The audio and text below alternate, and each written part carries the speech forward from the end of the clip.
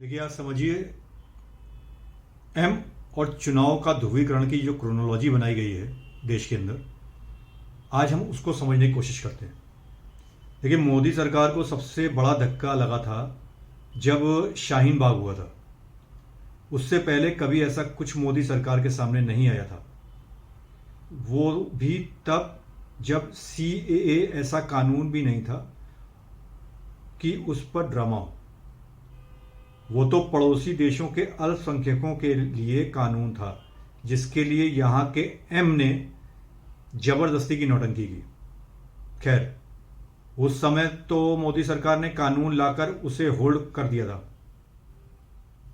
आखिर मोदी सरकार को हिसाब चुकता करना था। वो हिसाब की बारी आई है अब।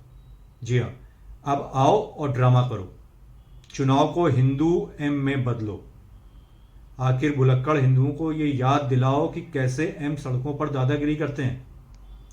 बाकी इसका क्या लाभ है, उस पर भी चर्चा कर लेते हैं। चलिए लगे हाथ। देखिए, जो तत्कालिक लाभ दिख रहा है वो ऐसा है कि इससे 2014 से पहले आए लोगों को नागरिकता मिलेगी, नंबर एक। दूसरा, बंगाल में मतुआ समाज को इससे सबसे ज्यादा लाभ होगा। ये सब भारत के नागरिक बन सकेंगे। सरकार ने इस बार यह सुनिश्चित किया है कि इसमें राज्य की भूमिका ना हो। वैसे तो राज्य की भूमिका नहीं होती है नागरिकता देने में, लेकिन नागरिकता के लिए जो लिखा पढ़ी होती है वो राज्य के प्रशासनिक लोग ही करते हैं, जिसमें फिर किसी राज्य की सरकार अपनी सचिवों, डीएम को ये करने से रोकने का प्रयास कर सकती है, जो कि हम लोग सामने देख भी रहे हैं। इसलिए अब केंद्र ने इसके लिए ऑनलाइन प्लेटफॉर्म बनाया है, जहां लोग अपने कागज जमा करवाते जाएं और कार्रवाई को आगे बढ़ते हुए ले जाया जा सके। केंद्रीय विभाग जैसे पोस्ट ऑफिस आदि उन कागजों के वेरिफिकेशन के लिए संबंधित व्यक्ति के पास आ जाएंगे। कहने का अर्थ यह है कि राज्य के प्रशासन को बाईपास कर कर भी नागरिकता दी जा सकती है। अब इसका वो लाभ जो अभी नहीं दिख रहा है, अब हम उस पर भी चर्चा चलिए लगे याद कर लेते हैं। वो है एनआरसी की तैयारी। जी हाँ, एनआरसी था कि अवैध घुसपैठियों का पता लगाया जा सके, लेकिन बिना CAA के वो लोग भी इस देश के नागरिक नहीं थे जिन्हें असल में शरण दी गई थी। तो CAA लागू होते ही ऐसे लोग भारत के नागरिक बन जाएंगे।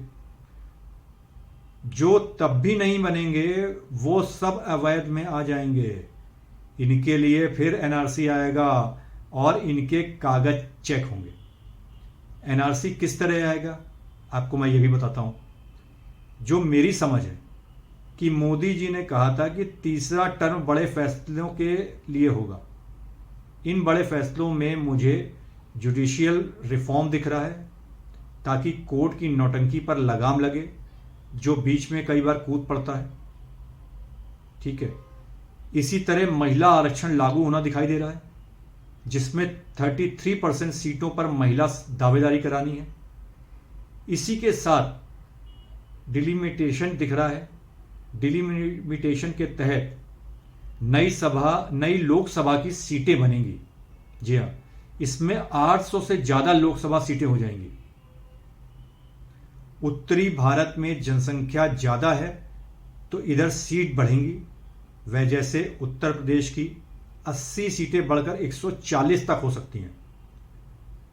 इसके बाद इसी तरह जनगणना भी करनी है, जो 2021 से रुकी हुई है। इसी के साथ गुपचुप या खुले तौर पर एनआरसी की डिटेल भी ले ली जाएगी। इसके साथ सभी नागरिकों का एक कार्ड बनाया जाएगा, जिसमें उनके भारतीय नागरिक होने का प्रमाण होगा।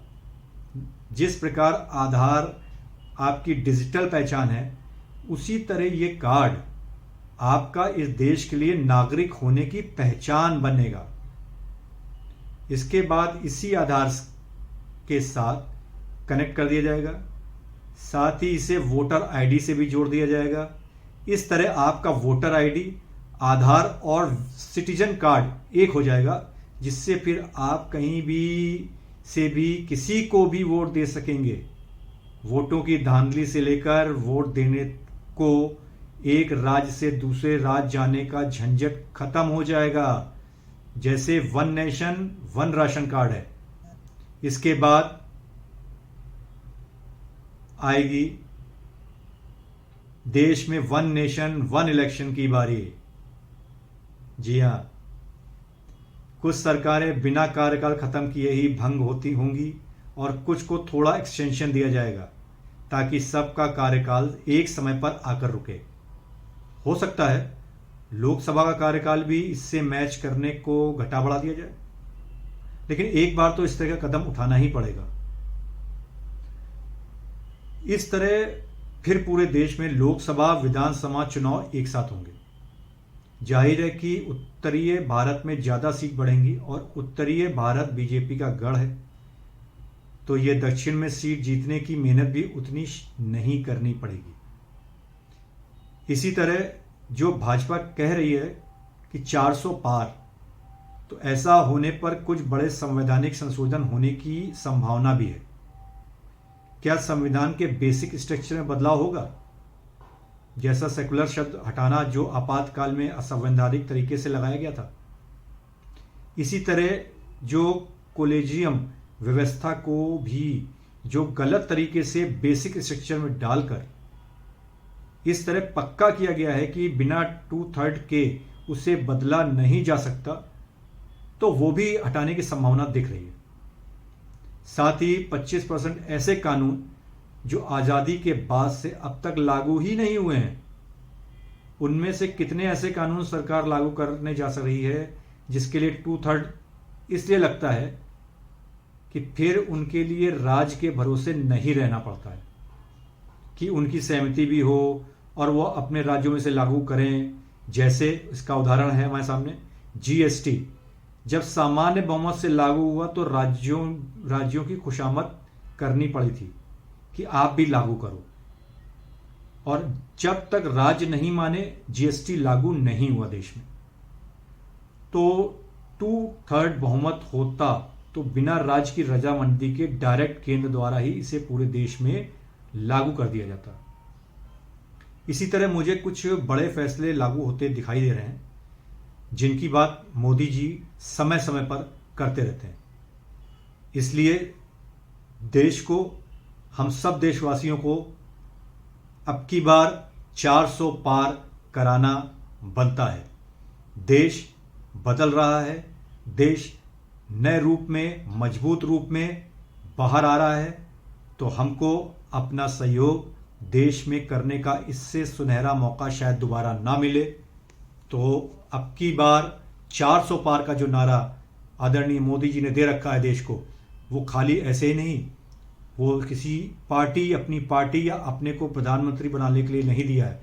ये नारा है देश की उन्नति, देश की मजबूती, आर्थिक तौर पे, सामाजिक तौर पे उसकी व्यवस्थाएं, न्यायपालिका को दुरुस्त करने के लिए। तो हम सबका फर्ज बनता है कि अब की बार 400 पार का जो नारा मोदी जी ने दिया है उसमें हम सब बढ़ चढ़ कर सहयोग करें। मोदी जी के लिए ना सही, अपने देश के लिए करें। धन्यवाद।